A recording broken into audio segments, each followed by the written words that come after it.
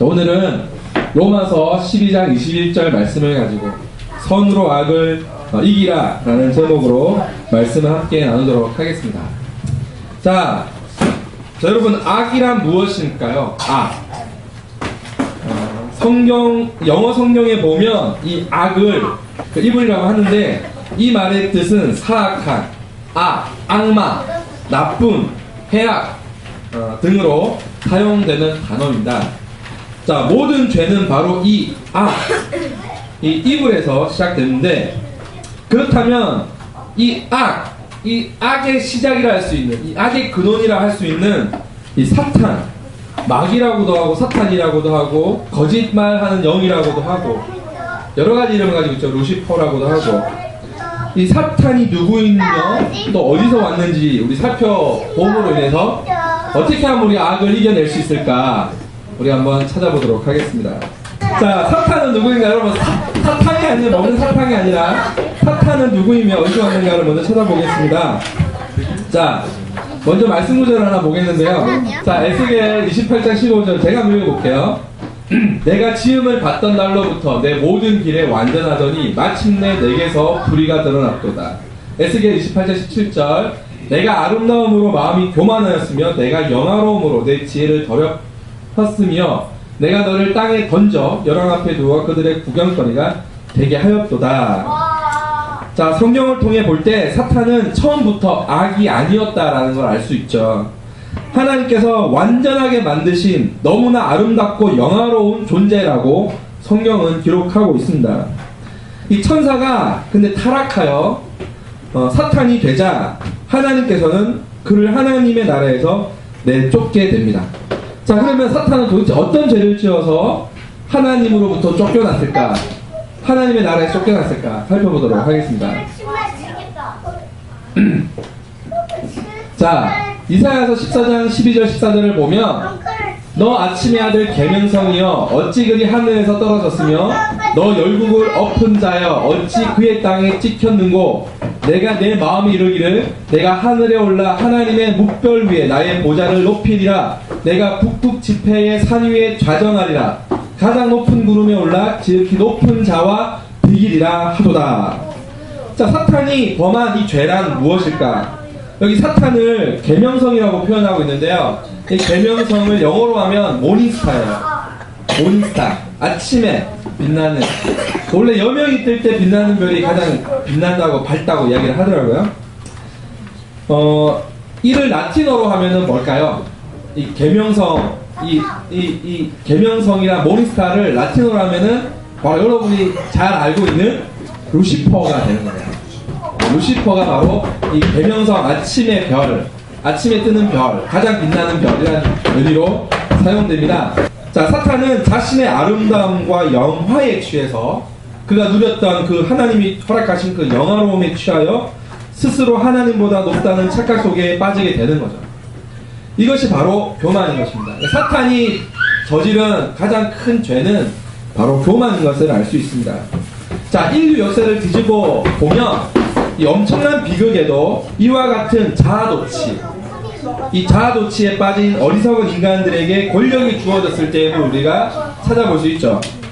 이집트의 바로, 출애굽기에 나오는 이집트의 바로, 또 로마의 네로 황제, 중국의 진시황, 그리고 2차 세계대전 당시 독일의 히틀러, 그리고 스스로 하늘의 황제라 불렀던 일본의 천황 등 스스로 무엇인가를 이룰 수 있다, 뭔가 이 세상을 구할 수 있다라는 자아도취에 빠진 사람들이 권력을 잡았을 때 얼마나 끔찍한 일들이 벌어지는지를 우리는 역사를 되짚어보면 쉽게 발견할 수 있습니다.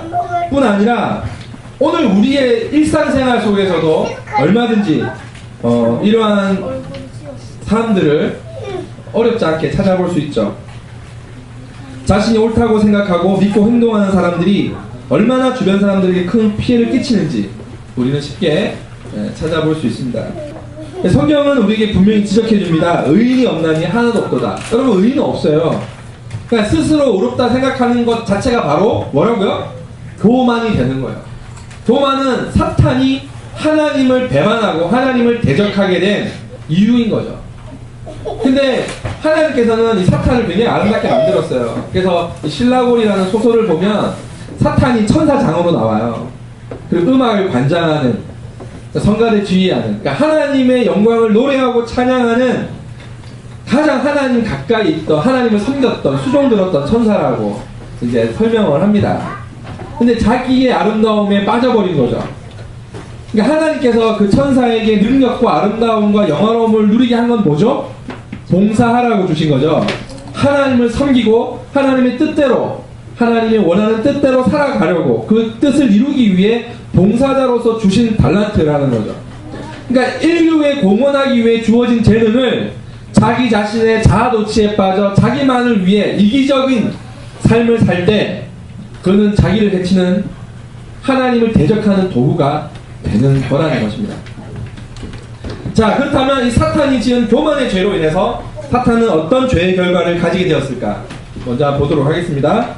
자, 베드로전서 2장 4절에 보면 하나님이 범죄한 천사들을 용서치 아니하시고 지옥에 던져 어두운 구덩이에 두어 심판 때까지 지키게 하셨으며, 유다서 6절을 보면 또 자기 지위를 지키지 아니하고 자기 처소를 떠난 천사들을 큰 날의 심판까지 영원한 결박으로 흑암에 가두셨으며, 마태복음 25장 41절에 보면 또 왼편에 있는 자들에게 이르시되 저주를 받은 자들아 나를 떠나 마귀와 그 사자들을 위하여 예비된 영영한 불에 들어가라. 이게 예수님이 하신 말씀이죠. 하나님께서는 타락한 천사 사탄과 그를 추종했던 천사들, 그러니까 천사의 무리들이 이 교만하고 타락에 빠진 천사를 따라 하나님께 대적하는, 그러니까 천상의 구데타가 일어났던 것 같아요. 성경에 보면. 그리고 그 사탄을 추종했던 모든 무리들이, 그러니까 마귀들이죠.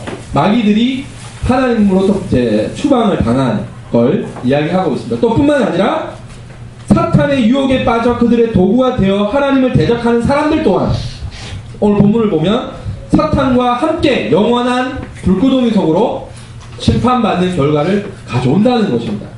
잘못에 대한 처벌을 받는 건 마땅한 겁니다.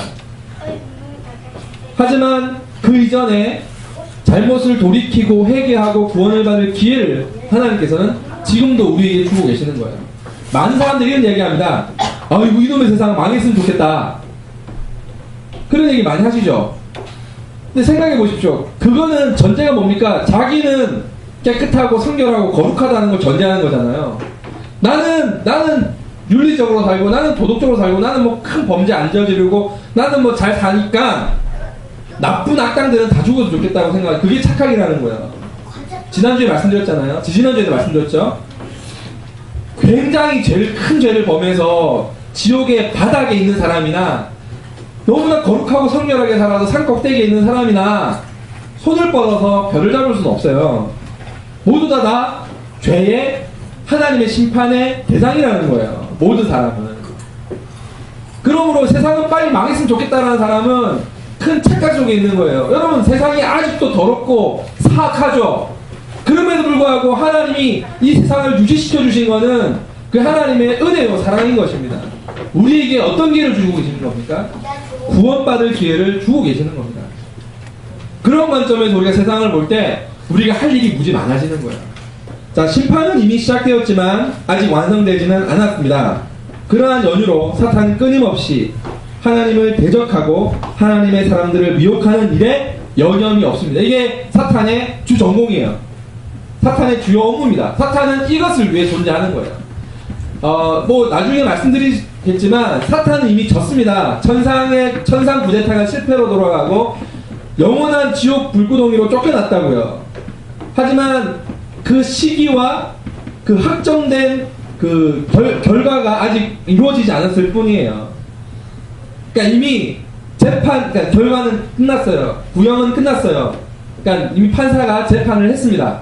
하지만 사형을 집행하는, 형벌을 집행하는 때가 아직 이르지 않은 거예요. 그러니까 사탄은 얼마나 발버둥치겠습니까? 이미 자기는 이 하나님과의 전쟁, 영적 전쟁에서 패했을 뿐 아니라 심판을 받을 대상으로 돼버린 거예요. 그러니까 물귀신 작전으로 할 수만 있다면 하나님의 백성들을 더럽게 타락시키고 하나님의 마음에 상처를 주고 망가 하나님의 백성들을 망쳐놓으려고 하는 겁니다. 발악을 하는 거죠. 자, 그러면 사탄은 어떠한 활동들을 하고 있는지 우리가 한번 살펴보도록 하겠습니다.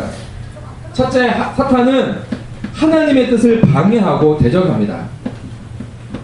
우리 다니엘서 10장 13절을 한번 제가 읽어볼게요.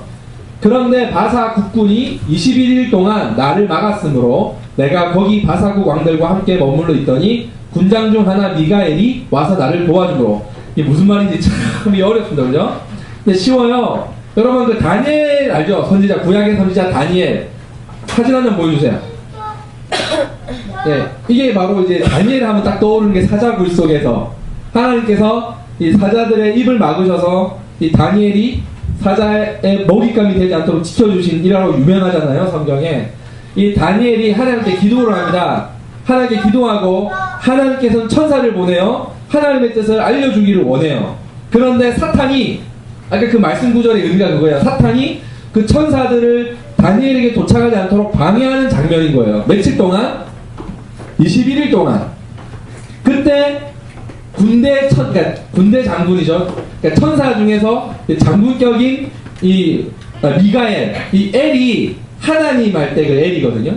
그러니까 천사 이름이에요. 미가엘이라는 천사가 이제 힘 있는 천사죠. 힘 있는 천사가 사탄의 방해를 물리치고 하나님 뜻이 다니엘에게 전달되도록 했다라는 성경 구절인 거예요.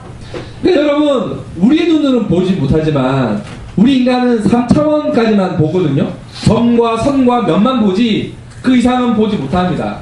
하지만 4차원의 세계가 분명히 존재해요. 우리의 눈으로 볼 수 없는 그러한 차원이 분명히 존재한다고요. 그러니까 하나님의 원리대로 살지 않으면 파괴되는 거예요. 인성이 파괴되고 관계가 파괴되는 거예요. 이와 같이 영적 전쟁은 지금도 끊임없이 우리 안에 벌어지고 있습니다. 여러분이 무엇인가를 선택할 때 그 선택이 어디서부터 왔는지를 잘 생각하셔야 돼요. 이게 옳은 건지 아닌 건지 우리가 분별할 줄 알아야 되는 거예요. 이것은 어떤 장면인 것 같습니까? 이건 패션 오브 크라이스트의 영화 한 장면을 어떤 분이 그림으로 그린 것 같아요. 범죄자는 네, 여기에 지금 잘려있는 이 사람이 본디오 빌라도, 그 다음에 여기 서 있는 사람들이 유대 종교 지도자들, 그리고 뒤에는 군중들, 그리고 여기 서 있는 사람이 예수님이라고 그린 거죠. 자, 보세요. 예수님은 이스라엘 백성들을 위해서 온 생애를 다 헌신했습니다. 30살이 될 때까지는 가정에 헌신하셨고요. 3년 공생애를 지내시면서는 가난한 자를 위해서, 병든 자를 위해서 자기의 시간이 전혀 없이 소진하셨죠. 말씀을 전하시고. 그런데 결과가 뭡니까? 시기한 종교 지도자들이, 그리고 로마 황제의 환거했다는 제목으로, 그리고 그 예수님을 따르던 군중들은 자기들의 유익을 쫓아 자기들이 혹시 불이익이 생길까 두려워서 예수님을 십자가에 못 박으라고 외치죠. 이게 바로 사단이 하는 짓이에요. 굉장히 무서운 겁니다. 오늘날 우리나라의 여러가지 상황에서도 쉽게 찾아볼 수 있는, 군중을 호도하고 여론을 호도해서 사랑하고 보살펴야 될 희생자들을 대적해야 될 거왕으로 만들어 놓고 돌 던지게 만들죠. 그런 일들이 비일비재하게 일어나고 있습니다. 그러니까 이런 일들이 사탄이 하고 있는 거예요. 주님의 뜻을 방해하고 대적하는 것이 바로 사탄의 활동임을 우리가 볼 수 있습니다. 예수님을 십자가에 못 박을 때가 이제, 못 박는 그 순간이 이제 굉장히 사탄에게는 피크겠죠. 예수님이 처음 이 땅에 왔을 때 사탄은 방해하려고 무슨 예를 씁니다. 예수님이 이 땅에 태어났을 때도 죽이려고 방해를 합니다. 그죠? 하지만 마지막 예수님을 십자가에 못 박아 죽임으로 인해서 사탄은 자기가 어떻게 했다고 생각할까요? 승리했다라고 생각을 했을 거예요. 승리했다고 생각을 했을 겁니다. 하지만 그것이 바로 사탄의 어리석음이고 한계라는 거죠. 하나님은 하나님의 모략이라고 이야기하거든요. 이건 뭐냐면 하나님의 지혜라고도 표현할 수 있습니다. 하나님의 지혜가 여기서 정말 보석처럼 빛나는 순간인 거죠. 예수님이 죽어야만 했던 겁니다. 사실은 사탄은 자기가 예수님을 죽였다고 승리감에 도취했을지 모르지만 실상 예수님은 죽기 위해서 이 땅에 오신 거죠. 왜? 완벽하게 죄가 없는 인간이 하나님이신 그분 예수 그리스도께서 인간의 죄를 위해 죽을 수 있는 유일한 존재죠. 인간의 죄를 대속할 수 있는 유일한 존재가 피를 흘린 겁니다. 대속의 피를 흘린 거죠. 그리고 우리를 죄에서 구원하시는 놀라운 역사를 이루신 거예요. 그게 바로 하나님의 지혜거든요. 그러므로 해서 인간은 구원을 받게 되는 거예요. 사탄은 패배한 걸 알았지만 바로 여기서 자기는 지상에서는 이 곤충모세를 잡았기 때문에 이 땅에서는 자기가 왕노릇할 줄 알았어요. 하지만 진정한 왕이신 예수 그리스도 오심으로 말미암아 자기가 아무것도 아니라는 걸 깨닫게 되는 거죠. 하지만 이대로 물러설 사탄이 절대 아니죠. 할 수만 있다면 하나님의 백성들을 물고 늘어져 그분의 마음을 상처를 내려고 이제 발악을 할 거라는 것입니다. 그러므로 여전히 오늘날 사탄은 하나님의 교회를 돈, 권력, 그리고 성적 타락을 부추겨 분열시키고 무너뜨리려고 하는 것입니다. 자, 동일한 방법으로 가정을 해체시키고 사회를 파괴하려는 것이 바로 사탄의 활동임을 여러분 꼭 기억하시기 바랍니다. 사탄은요, 지금 여러분을 어쨌든지 망가뜨리려고 합니다. 여러분의 관계를 망가뜨리려고 해요. 사탄이 우리에게 분열하도록 온갖 수단과 방법을 다 동원한다니까요. 거기에 속으면은 사탄의 뜻대로 놀아나는 거예요. 두 번째로 사탄은 하나님의 백성을 공격을 하는데, 첫째는 육체를 공격한다고 성경은 기록하고 있어요. 누가복음 14장 10절을 보면 자, 그러면 18년 동안 사단에게 매인받은 이 아브라함의 딸을 안식일에 이 매에서 푸는 것이 합당치 아니하냐 예수님 말씀하시죠. 한 소녀가 무려 18년 동안 그러니까 귀신 들려서 병에 걸려서 살았어요. 얼마나 괴로웠겠습니까? 사탄은 어쨌든 조화를 깨뜨린다. 사탄은 인간의 육체를 직접적으로 공격하기도 해요. 그걸 우리가 잘 분별해야 됩니다. 자, 그런데 중요한 거는 뭐냐, 이 18년 동안 귀신 들려서 아픈 이 소녀가 저주받은 인생이냐? 여러분 그렇게 생각하십니까? 아니요. 왜 그렇게 생각하지 않으시죠? 예수님이 이 여인을 고치셨어요. 할렐루야. 귀신을 쫓아내고 이 병을 고치실 때 이 여인은 곧 누구를 위하여 존재하게 된 겁니까? 하나님의 영광을 위하여 산 존재가 된 줄 믿습니다. 할렐루야. 이게 바로 저는 키라고 생각해요. 우리는 아플 수 있고 병들 수 있고 귀신 들릴 수 있습니다. 그러니까 평생 병상에 누워 있어도 하나님의 영광을 위해 살아갈 수 있다고요. 두 번째, 사탄은 우리의 정신을 공격합니다. 자, 저녁 때에 다윗이 그의 침상에 일어나 왕궁 옥상에서 거닐다가 그곳에서 보니 한 여인이 모욕을 하는데 심히 아름다워 보이는지라. 이게 바로 밧세바를 성폭력하는 사건이 벌어진 일이죠. 자, 그런데 저는 다 보세요. 다윗이 이 당시에는 이스라엘이라는 나라는 전시 상황이에요. 당시의 군주들은, 당시의 왕들은 전쟁터의 최전방에 가서 항상 지휘하는 역할을 했어요. 그런데 전시 상황임에도 불구하고 다윗은 지금 어디 있습니까? 왕궁에 있어요. 그러니까 자기가 있어야 될 자리에 있지 않고, 물론 모르겠어요. 어떤 이유였는지 모르겠는데 좀 자기의 평안을 구하고 왕궁에 있어요. 근데 왕궁에 있다가 지금 어디를 거닐고 있다고 나오죠? 옥상을 거닐고 있죠. 그러니까 할 일 없어 빈둥거리는 거예요. 저는 그렇게 생각합니다. 그때 누구를 봅니까? 모욕하고 있는 한 여인을 보죠. 그게 바로 밧세바예요. 우리야 장군의 아내예요. 다윗의 최측근 장군이고 다윗을 위하여 목숨을 건 가장 충직한 그 장군의 부인이었던 거죠. 그런데 이 부인을 어떻게 합니까? 자기 침실로 끌어들여서 성폭행을 하죠. 저는 성폭행이라고 생각합니다. 물론 그 당시에 왕은 권력 있죠. 권력 있습니다. 하지만 제가 아는 유대 율법으로는 할 수 없는 일들이에요. 그럼에도 불구하고 이런 일이 벌어진 거는 이스라엘조차도 이미 그 왕궁의 법도나 그 사회적 문화가 권력자가 성적 착취에 굉장히 자유롭고 그럴 문화가 돼 있다라는 걸 반증해 주는 거죠. 자, 그런데 어떤 일이 벌어집니까? 이 밧세바라는 여인이 임신을 하게 돼요. 그러니까 다윗이 자기가 여인을 자기 침실로 끌어들여서 성폭행을 한 게 부끄럽게 여기기 시작한 거예요.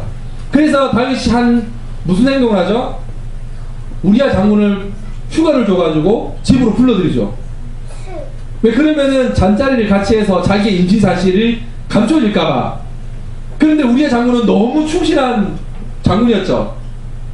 자기가 지금 전시 중에 자기 부하들이 전장에 있는데 내가 어찌 사랑하는 아내와 잠자리를 할 수 있겠냐고 잠자리를 피해버려요. 휴가를 왔음에도 불구하고. 정말로 멋진 남자죠. 그러자 다윗이 어떤 일을 합니까? 최전방으로 보내버리죠. 가면 무조건 죽는 곳으로 보내버립니다. 그리고 우리아 장군은 죽어요. 살인이죠. 이거 명백한 살인입니다. 자기의 성적 죄를 감추기 위하여 가장 충직한 장군을 계획적으로 살인해버리죠. 이게 다윗이에요. 근데 잘 생각해보세요. 다윗이 목동 시절에, 다윗이 골리앗과 싸울 시절에 이런 짓을 했을까요? 다윗이 사울왕, 그 미추왕이 사울왕에 쫓겨가지고 사울왕이 다윗을 시기해서 죽이려고 합니다. 그런데 다윗은 막 광야로 도망다니죠. 그리고 사울왕을 죽일 수 있는 기회도 있었지만 죽이지 않고 은혜를 베풉니다. 그런 다윗이 저지를 수 있는 짓이라고는 상상할 수 없는 일을 저질렀다는 거죠. 근데 왜 다윗은 이렇게 했을까? 바로 여기에 유혹이 있는 거예요. 자기가 권력을 쥐고 무소불위의 권력을 휘둘 수 있는 어떤 위치에 있을 때 인간의 마인드가 파괴되는 겁니다. 여러분 잘 점검해야 돼요. 내가 정말 살을 빼려는 이유가 뭘까? 내가 정말 노래를 불러서 성공하려는 이유가 뭘까? 내가 왜 이 직장을 가져야 되나? 내가 왜 이 남자를 사귀고 있느냐? 여러분 잘 구분하셔야 돼요. 내가 왜 지금 자녀를 양육하고 있는가? 사탄이 우리 모르게 심겨놓은 악한 생각들이 얼마나 많은 줄 아세요? 세 번째는 문화를 공격합니다. 물론 이제 아까 이 생각을 공격하고 이것이 곧 문화가 되는 거죠. 에베소서 6장 12절에 보면 우리의 씨름은 혈과 육에 대한 것이 아니요 정사와 권세와 이 어두움의 세상 주관자들과 하늘에 있는 악의 영들에 대함이라. 네. 자, 결론으로 이야기 드리겠습니다. 네. 자, 첫째는 두려워 말아야 합니다. 따라합니다. 두려워하지 말자. 두려워하지 말자. 말씀을 보면 같이 한번 읽어볼게요. 디모데후서 1장 7절 시작. 하나님이 우리에게 주신 것은 두려워하는 마음이 아니요 오직 능력과 사랑과 절제하는 마음이니. 여러분, 한 두려운 마음은 하나님 주신 겁니까? 하나님 주신 게 아닙니까? 하나님 주신 게 아니라는 거예요. 두려움은 누구로부터 옵니까? 두려움은 사탄이 심어주는 거예요. 자, 여러분, 하나님이 여러분의 아버지라고 생각하면 두려울 필요가 있습니까? 없습니까? 우리는 죽음조차 이미 초월한 존재라고요. 믿으십니까? 죽음이 두렵지 않으면 인간에게 두려울 게 뭐가 있습니까? 사탄은 우리에게 두려움을 줍니다. 이 두려운 마음은 사탄이 가장 좋아하는 것입니다. 죽음에 대한 두려움, 내일에 대한 두려움, 오늘 우리의 삶을 망쳐버리죠. 내일에 대한 두려움을 가진 사람은 오늘 망쳐버립니다. 두 번째, 우리가 해야 될 것은 사탄의 유혹을 피해야 합니다. 자, 디모데후서 2장 22절 같이 한번 읽겠습니다. 시작. 또한 너는 청년의 정욕을 피하고 주를 깨끗한 마음으로 부르는 자들과 함께 의와 믿음과 사랑과 화평을 따르라. 아멘. 자, 사람은 절대 사탄을 이길 수 있다 없다. 여러분, 사탄은 결론적으로 이길 수 없어요. 성경에는 사탄을 대적하라는 말이 있어요. 그러면 사탄이 너를 피하리라 이런 말이 있어요. 근데 사탄과 맞서서 싸워 이기는 사람은 없어요. 대적하라는 말은 두려워하지 말고 당당히 대응하라는 거지. 사탄이 우리를 미혹하고 유혹할 때는 그것을 우리는 피해야 하는 거예요. 그게 지혜로운 겁니다. 자, 그러므로 유혹의 순간은 두 눈 질끈 감고 도망가셔야 됩니다. 그리고 우리가 안 바쁘고 멍하니 있을 때 사탄은 우리를 유혹합니다. 자, 여러분 인생을 바쁘게 살아야 돼요. 할렐루야. 그러니까 내가 있어야 할 자리에 있어야 되는 거예요. 하나님께서 우리에게 재능을 주셨고 소명을 주셨다면 그 재능을 가지고 하나님이 주신 소명을 가지고 살기 위해서 여러분의 인생을 낭비함 없이 살아야 돼요. 근데 그것이 축복인 줄 믿습니다. 선으로 악을 이라. 자, 로마서 오늘 본문이죠. 12장 21절 같이 읽겠습니다. 시작. 악에게 지지 말고 선으로 악을 이라. 아멘. 자, 여러분, 원수를 미워하는 것은 당연한 듯 보이지만 정작 미워하는 동안 그는 지옥 속에 살아갈 수밖에 없죠. 그죠? 아니, 맞은 것도 억울한데 그 맞은 놈 때문에, 날 때린 놈 때문에 한 달 내내 그냥 찝찝하고 기분 나쁘고 어떻게 하면 복수할까 그 생각으로 자기 인생을 낭비하죠. 원수를 사랑하라는 건요, 그 원수 때문이 아니라 그 억울하게 그 일을 당한 피해자 때문에 주님이 하신 말씀인 줄 믿으시기 바랍니다. 원수를 사랑해야만 내가 자유하게 되는 거예요.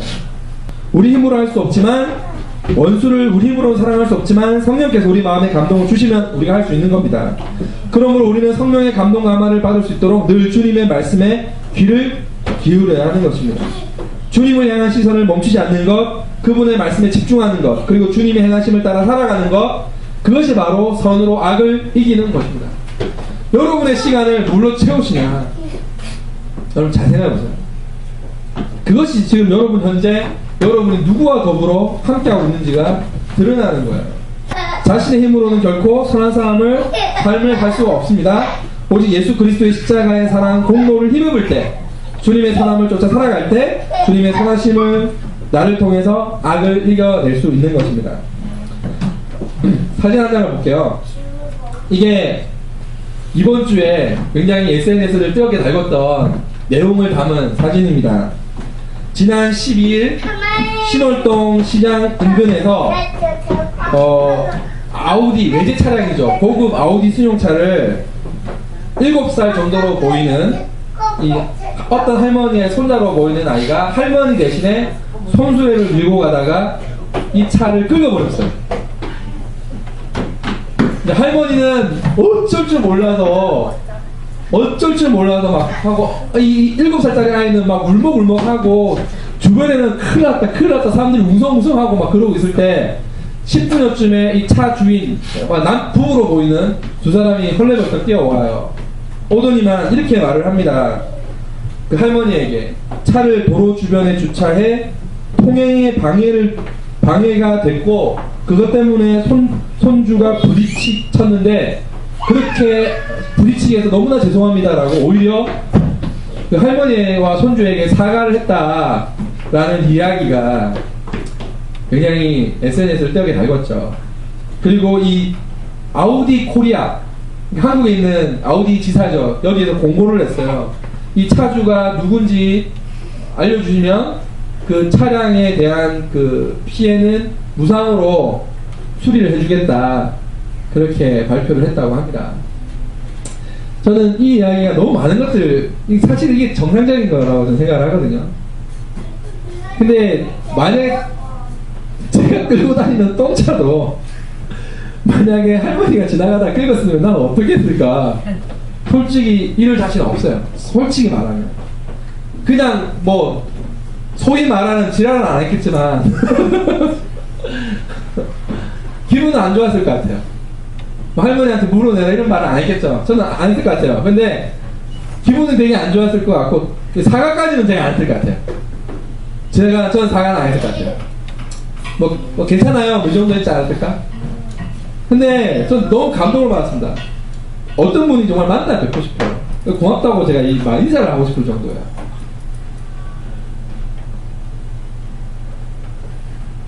하기 쉽지가 않은 거예요. 쉽지가 않은 겁니다. 근데 그분들이 얼마나 경우가 바른 분들인지, 생각이 바로 잡힌 분들인지 정말 너무 감사하더라고요.